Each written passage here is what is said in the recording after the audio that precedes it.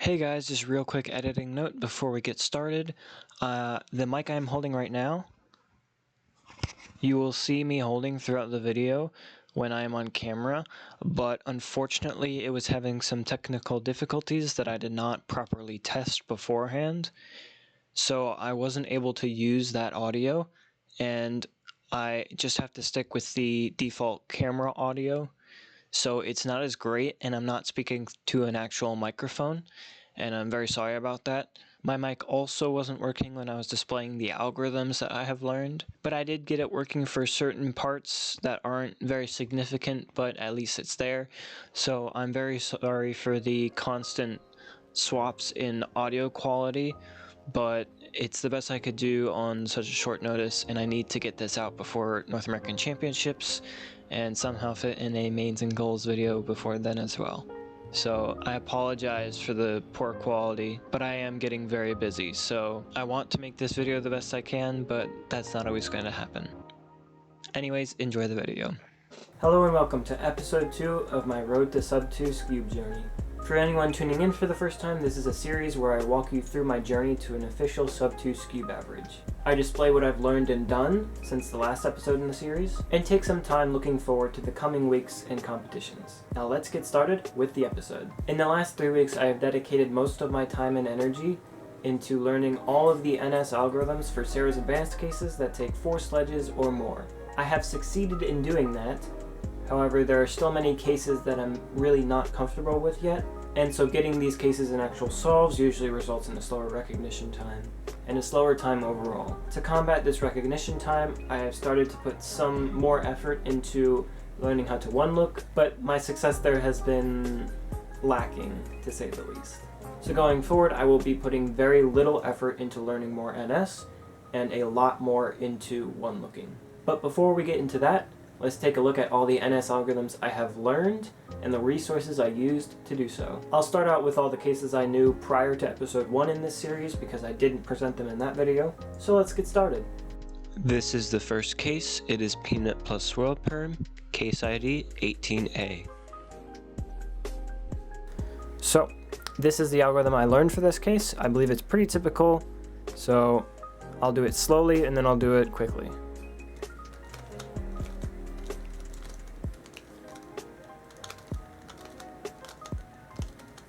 And this is it more quickly. That's how I would typically execute it. So it's basically just a setup to a sledge with that back B move, and then you're inserting this corner into white the long way, so instead of doing this, you're going to be doing this. So yeah, that's the algorithm and that's the case. This is peanut plus swirl perm, case ID 18B. So the algorithm I do for this case is holding it from this angle with the U in the back, and this is it slowly, and then I'll do it quickly.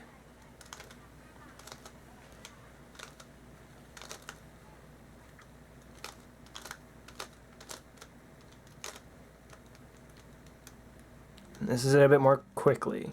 I have 2 ways of how I execute this, but this is the one I've been doing lately. This is peanut plus swirl perm, case ID 18C. The algorithm I do for this is just this.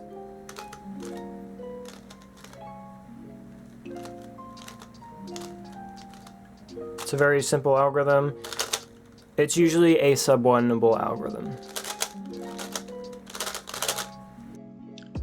This is peanut plus swirl perm, case ID 18D. I'm going to do this algorithm.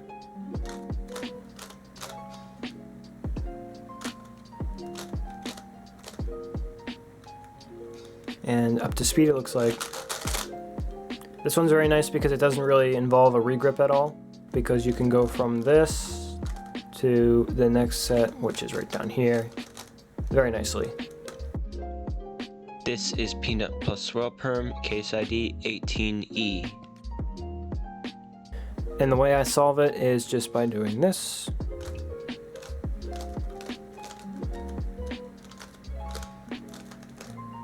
One move setup to a sledge to a corner insert. So more quickly, It's a very good algorithm. This is Peanut plus Swirl Perm, case ID 18F. The way I do this is another setup to a sledge, and then taking this corner but inserting it the long way, which goes like this. So it's very similar to the last one, you're just inserting the last corner a little differently. So quicker now. It's also a nice case to get. This is Peanut plus Swirl Perm, case ID 18G. The way I do this is holding it from here.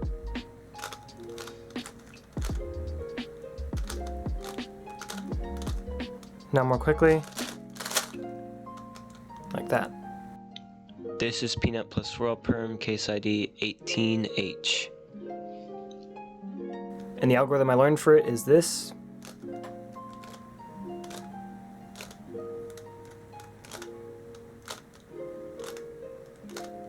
And a little bit more quickly now. I don't believe I have the best execution on this, but I have yet to find something different. So it's probably one of my least favorite of the Peanut swirl cases, but that's okay. This is Peanut plus Z Perm, case ID 29A. And so the way I do this algorithm is this.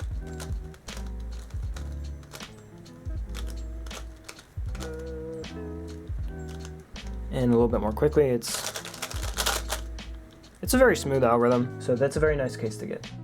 This is Peanut plus Z Perm, case ID 29B. Very, very annoying and one of my least favorite, but this is the algorithm I do it for it. It's probably not the greatest, but I haven't gone back to look at another one, so this is the one I do.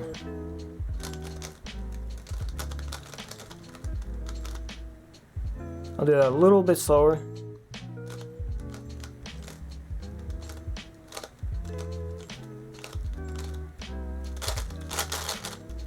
So sometimes I can execute it very well, but most of the times it's really not that good of a case to get. This is Peanut plus H Perm, case ID 28. So it's really just a setup to sledge hedge, which I'll show here.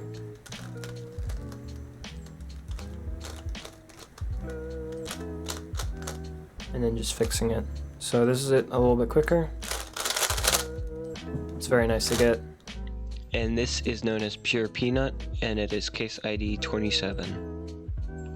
Pure Peanut is an interesting one because I am not sure how comfortable I really am with this case, but it is a short move case.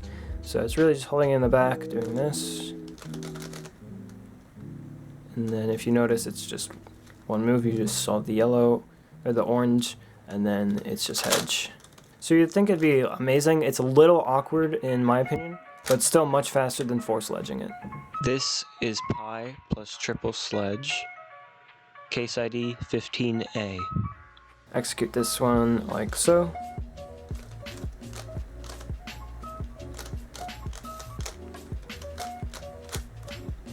So a bit faster. I've known this case forever, and so it's gotten a lot more comfortable over time, but it's definitely not the quickest of the bunch. This is Pi plus Triple Sledge, case ID 15B. I haven't looked at a proper algorithm for this yet, which I really should, but I just do the inverse of the last one, which is pretty annoying with regrips, so it's just... So that quicker, not much quicker. So I need to look into a different algorithm or a different execution for that. This is Pi plus Vertical U Perm, case ID 9A. This is how I do it.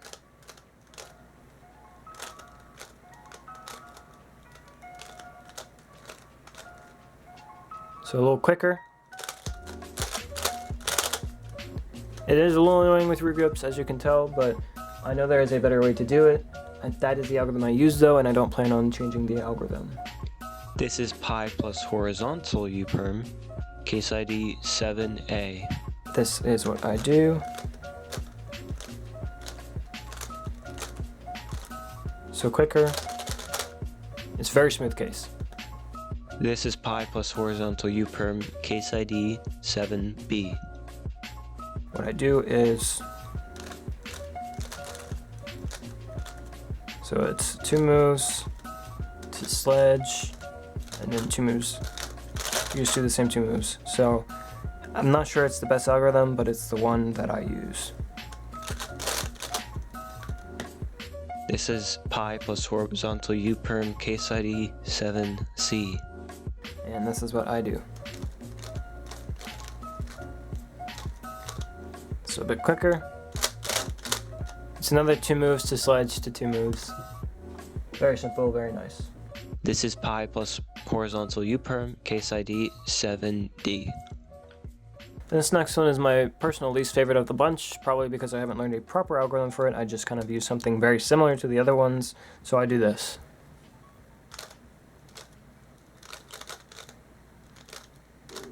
Two moves to hedge, which is obviously not as good as 2 moves to sledge, and it's a little awkward as well. You can do some sort of thing like this, which avoids the obvious regrip in that, but whether or not it's faster remains to be seen in my eyes. This is peanut plus vertical U Perm, case ID 22A. What I do is I solve blue here, and it's just hedge, and it's a very similar story for the next cases. This is peanut plus vertical U Perm, case ID 22B. It looks very similar to the last one, except the side has just changed, but we're still going to solve, in this instance, orange. We just do that. Just typical corner insert into sledge. So a little quicker would be, This is peanut plus vertical U Perm, case ID 22C. so we're going to be solving, in this instance, red, and we just do it like that, into hedge. So a little slower.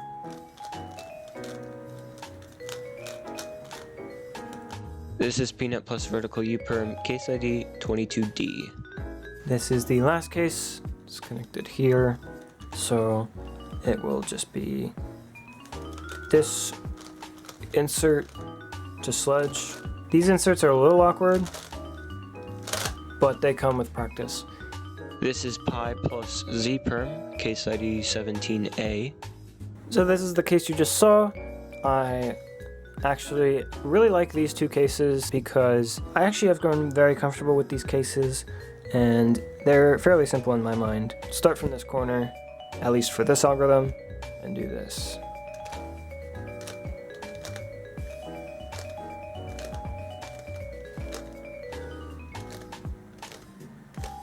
You're just taking this corner out, like so, and then doing what I like to call a sexy move of a skewb, which is just R prime, and then reinserting this corner, like so.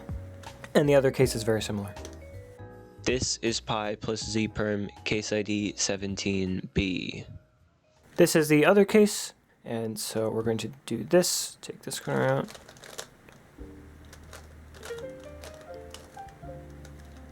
And reinsert.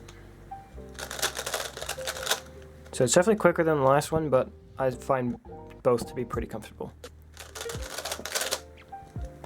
Now that we've covered all of those, let's take a look at all the cases I have learned specifically in the past 3 weeks. This is pi plus swirl perm, case ID 1A. And so the algorithm I do for this one is like so.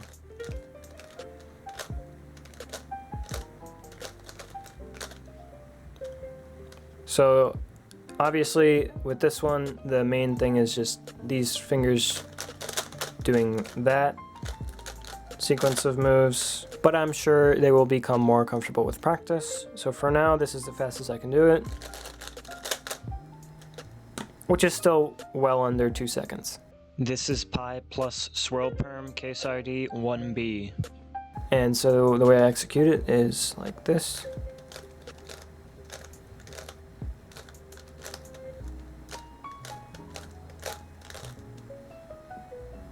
So this one's quite a spammy algorithm, and I actually learned it from Zen Kanani, so thank you very much for that, because I was really struggling with the other algorithm I was trying on the sheet. So very glad he was able to help me with that. But this is what it looks like fast. It's just that last move that I sort of struggle with from time to time. My main problem with this one is just recognition, because it is very, very similar to the last one. This is pi plus swirl perm, case ID 2A. And so this is the algorithm I learned.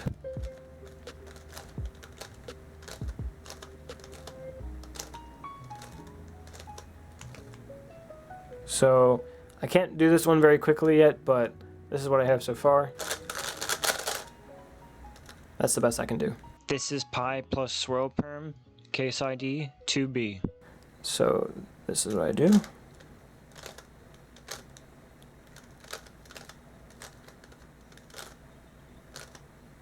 So a little bit quicker. So yeah, I like this algorithm, and it's probably the one I'm going to continue to use. This is pi plus swirl perm, case ID 1C. And this is the algorithm I use.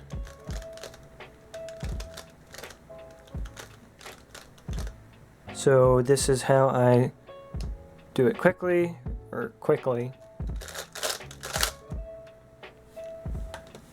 This is pi plus swirl perm, case ID 1D. And this is how I do it. It's very similar to the last one. It's just, going up instead of going down is the way I would describe it.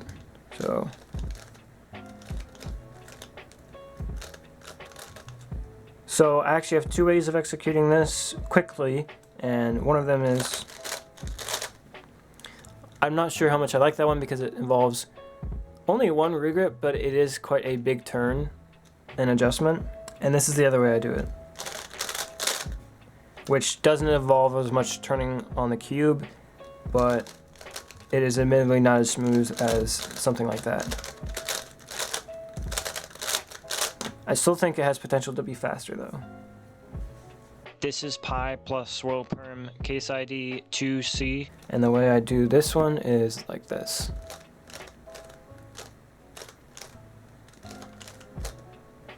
So again, this is pi plus swirl perm, case ID 2D. And so the way I execute this is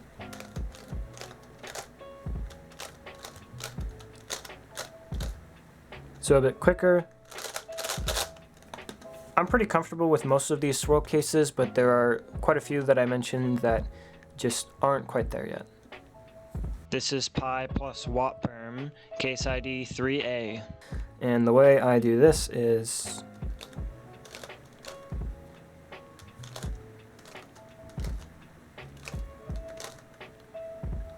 so if you notice, yes, I did do a R2 prime, which is just the most execution friendly way to do it, even though it's two moves instead of just one.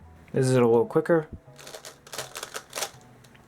It's just those last couple moves that I still get a little tripped up on. But other than that, I do like this case when I can execute it well. This is pi plus watt perm, case ID 3B. And the way I do this is like this.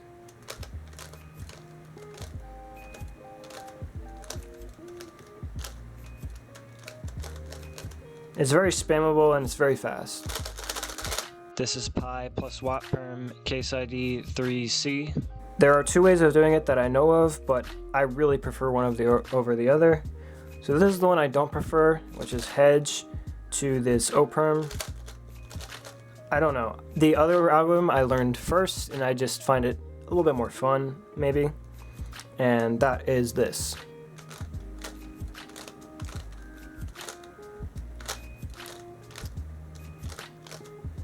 It's also less moves. It's 10 moves total compared to 12.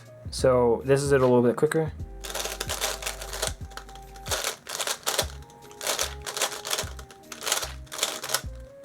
I have a lot of fun spamming this one. I can see the potential in, but I really prefer the other one. And again, it's just preference. This is pi plus watt perm, case ID 3D. I do prefer the sledge hedge to O perm, and in this case it is sledge and the opposites on the right. So you just do sledge and then the O perm slower.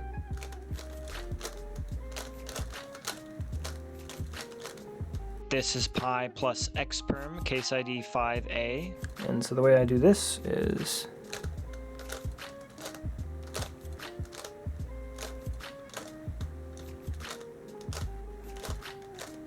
so once again that is this. Very nice case. This is pi plus X perm, case ID 5B. And the way I do this, I'm not sure if this is the best algorithm just because of the rotate, but it's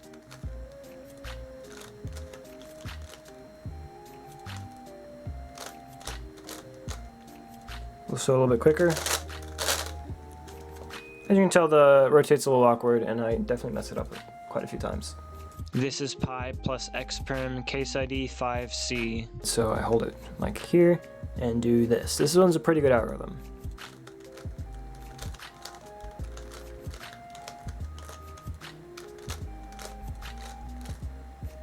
So a little bit quicker now. It's really nice because you can transition from sledge to the next set of moves very nicely. This is pi plus X perm, case ID 5D. The way I do this is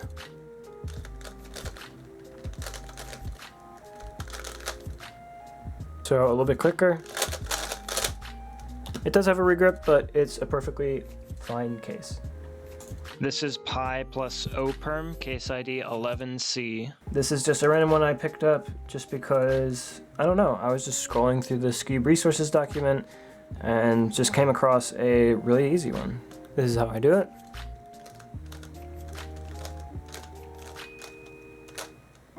So a little bit quicker.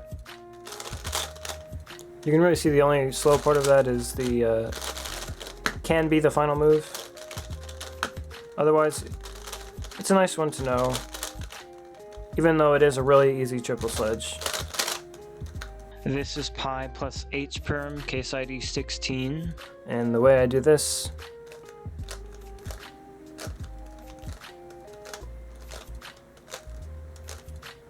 it quickly is.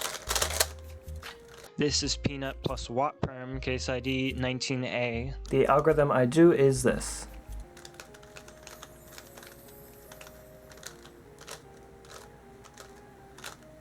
Now a little bit quicker. It is definitely one I struggle with for execution though. This is peanut plus watt perm, case ID 19B. And the way I do this is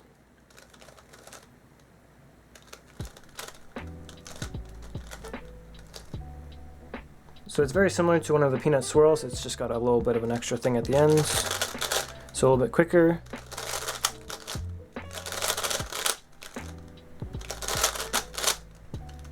Yeah. This is peanut plus watt perm, case ID 19C. So this one's actually very fun. The way I do this is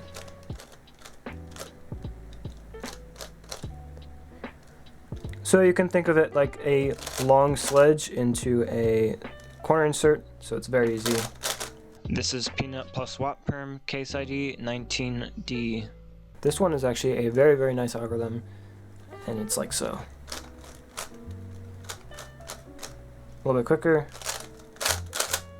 This is peanut plus watt perm, case ID 19E. And the way I do this is a little awkward, to be honest, but it is the algorithm I chose for now, so.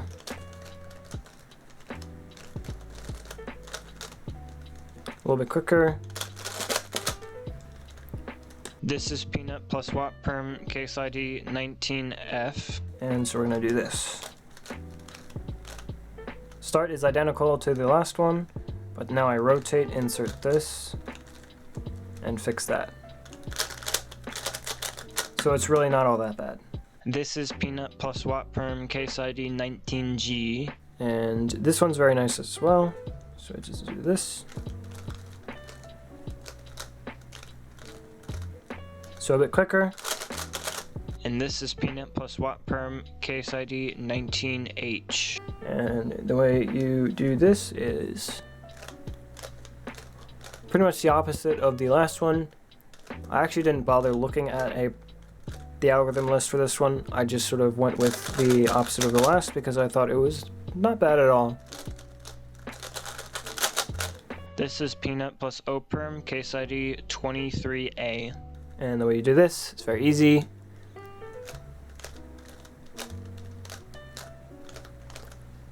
These are actually ones that I've actually accidentally come across just messing around with the Skewb before, but I never bothered to go any further than that until now. And this one's nice because it's part of the other NS algorithms that I learned, so quicker now. Very nice. This is Peanut plus O Perm, case ID 23B. And you do this like so. So quicker. It's one of the quickest ones. Very nice. This is Last 5 Centers, also known as L5C, case ID 35A. I execute like this. Sledge. 2 moves. Rotate.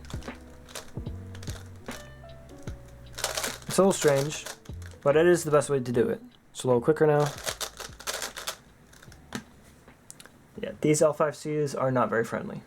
This is L5C, case ID 35B. And you really just do sledge to this case, which I obviously know, but the reason it's nice for execution is it leads right in with the hand position to this move. So, looks like this.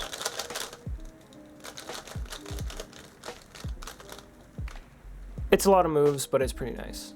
This is L5C, case ID 36A. For this one, there's sledge to this case, which is nice because it's just sledge, 2 moves, sledge, 2 moves. There might be something better. I haven't looked at the resources document for this because I actually don't mind this at all. The regrips are a little annoying, but it's really not the end of the world. This case does not show up very often. This is L5C, case ID 36B. So really just do this algorithm, and it brings you to hedge. So again, that's what it looks like quickly, slow.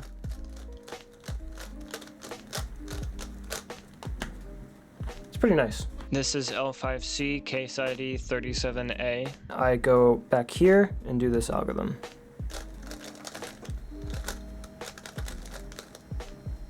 A little bit quicker now. This is L5C, case ID 37B. I'm just actually going to keep it that it's this angle and do this.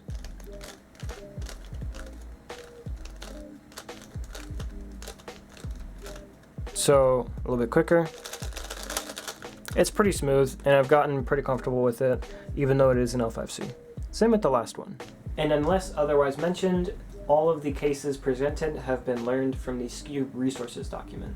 This is what the Skewb resources document looks like. The Sarah's advanced algorithms are on top with the H's and S's standing for hedge and sledge, of course, and the NS algorithms are below. As you can tell, a lot of these cases have multiple NS algorithms for them. So make sure you take a look at a fair amount of these and stick with whichever one you believe you're most comfortable on. And keep in mind that the algorithm with the least amount of moves is not always going to be the best for execution. So again, take your time with these. Another thing to note is the case IDs up here. I was mentioning them throughout my display of the NS algorithms and the cases, and this is how you identify them. This is 1A, 1B. Another tip for anyone learning Sarah's Advanced is that not all of these cases are going to be just sledges and hedges. For instance, the Sarah's Advanced case for the Z-Perm is the actual algorithm for a Z-Perm that I still use to this day. So make sure you go through carefully and know your notation. And one of the most important things to know before looking at this document at all are your rotations. Y, X, Z, they're used all over the place in all of these cases.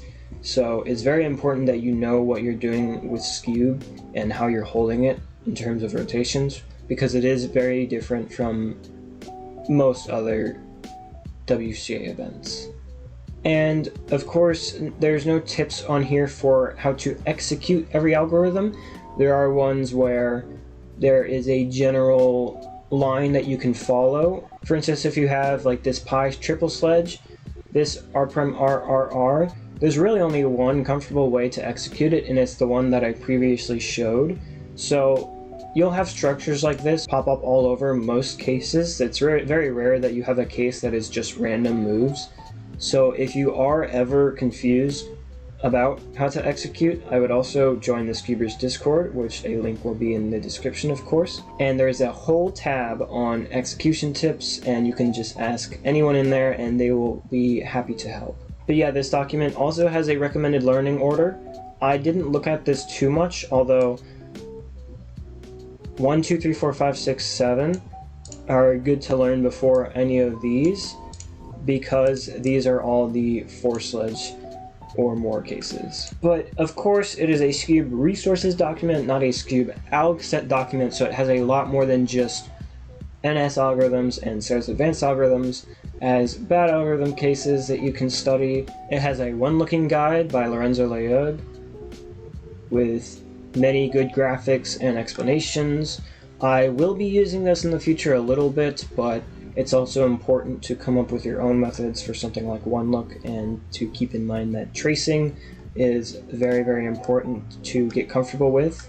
It also has helpful links to TCLL information and Skewb School YouTube playlist and Carter Kakala's channel, which are both incredibly helpful, and I will link them in the description, along with some other incredibly helpful channels that I have used for the past 3 weeks. So yeah, that about sums up the Skewb resources document. Another resource I am using is this NS2 trainer. It is a lot more than an NS2 trainer though, because it also has EG2 cases that you can drill, and it is incredibly helpful for drilling sets that you learn. As you can tell, this trainer is based on the OLL trainer, so it's very similar to that, and you really just go through and click the cases that you want to practice. So let's say I want to practice these 3 pi swirl and all of pi x for whatever reason, then I can just do that. It's very easy to select and deselect, as you can tell. You can even see the case and the algorithms for all of them if you just double click. So you can also use this as a learner, but I don't, because I think the Skewb resources document is just a little bit more thorough, though I might be using it in the far off future for a few EG2 cases. As you can tell, the algorithms are right there, and they are not on the Skewb resources document. I'm sure there is an EG2 document, but I have not looked into it. So yeah, we have these selected, and you can even select all of them like that, which is crazy, but we're just going to go with these and then press the start arrow, and it will give you a scramble that will just give you the case. And if I click on it, you can tell this will give this case, which is really just hedged to U Perm. And you can time yourself. These are all the times from my main session, and you can recap or train. Recap takes you through every case once, so it'll be this case, and then it'll show this case, and so on. The order is randomized, and once you run through all of them once, it'll automatically switch to train, and then it'll give you all of them in random order, and it'll go infinitely. Yeah, there will be a link to this trainer down below, and even if you are practicing Serre's advanced cases, this still works, because it says NS2, but it's really just showing you every last layer case that you can get. And so, you know, if you learned this Serre's advanced and this Serre's advanced, which are pretty much the same thing, then you can just choose that, and you don't have to do the NS here, you can just do the case. But yeah, this is the NS2 trainer. It is one of the best Skewb resources that I have come across. I also learned a few cancellations for certain cases, but I am still weighing their potential, and I'm not sure I will have time to adapt to them before my next major competitions. This is the first case I learned a cancellation for. It is Peanut plus X Perm, case ID 20A. So this is what you just saw, and the cancellation I learned was this. So a little bit quicker. It's really just canceling sledge by ignoring this move down that you eventually do twice anyway. So it's going up and doing a index or pinky move, whichever one you prefer, like that. The problems I've had with it is getting it up to speed, and I haven't really had very many times where it's been faster than just doing sledge. But there are a lot of Sarah's Advanced cases where this would come in handy to cancel into like a hedge or something. Like this case, just do, and then it's sledge. So I'm really still figuring it out. I have been practicing it, but I haven't been putting too much effort into it. I learned a very similar cancellation for Peanut plus X Perm case ID 20C.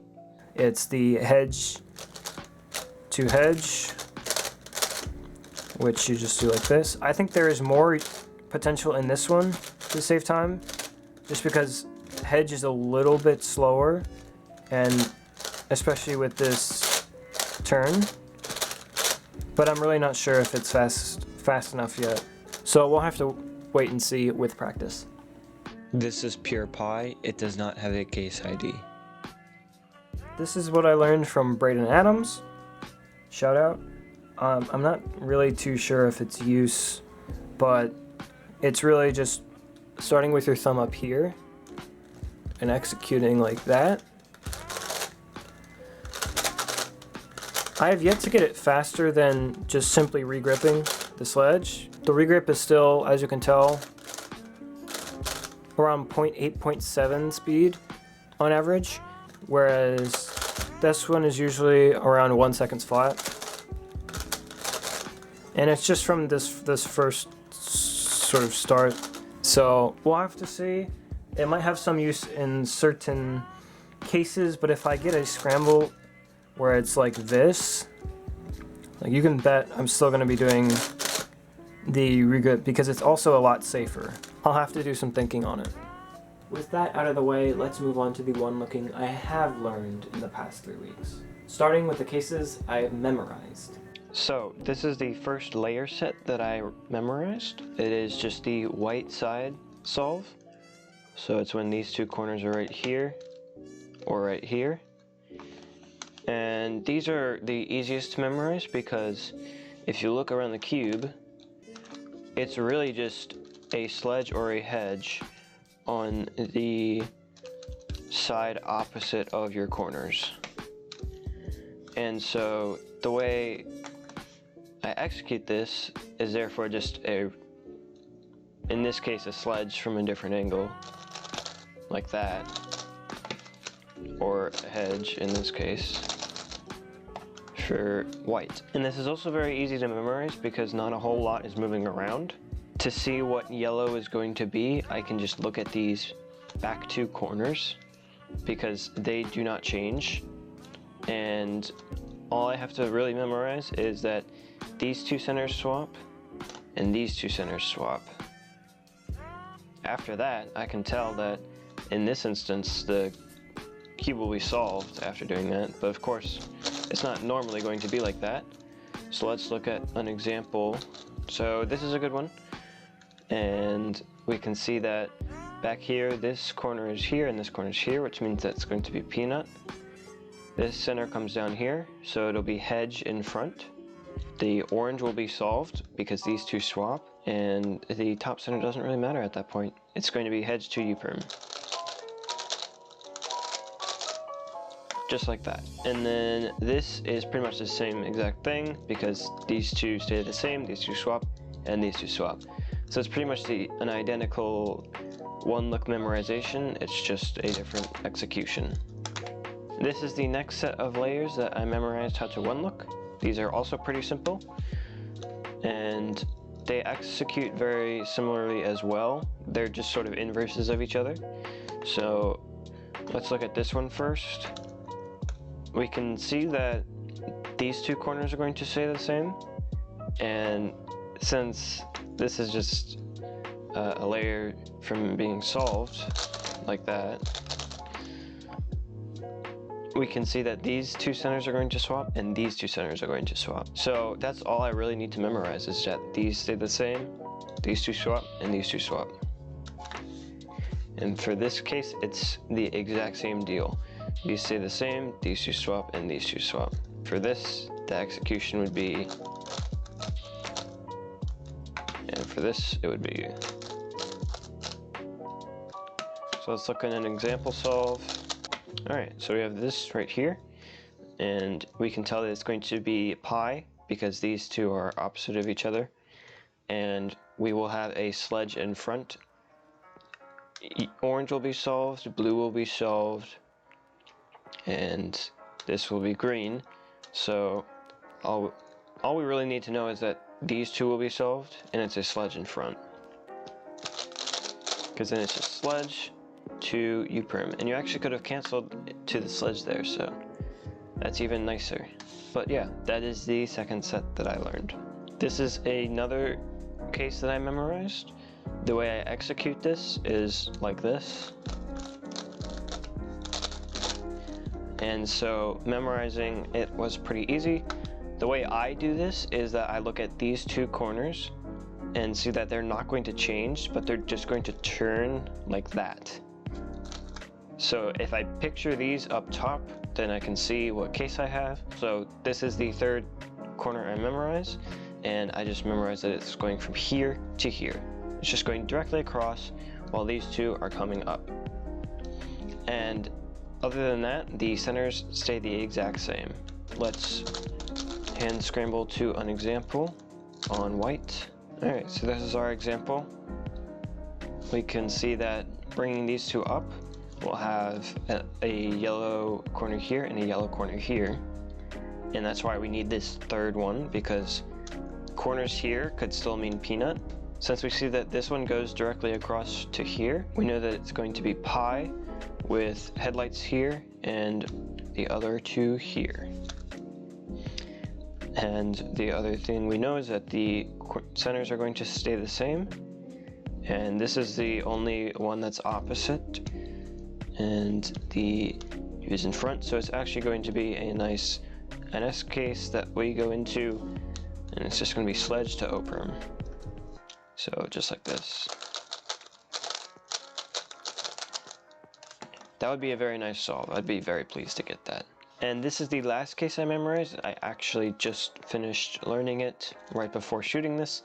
And the way I memorize this is I look at these two front corners and see that this is just going to go opposite here, and this is going to twist up and then go opposite. So what I really memorize is, in my mind at least, first be up and then go back here.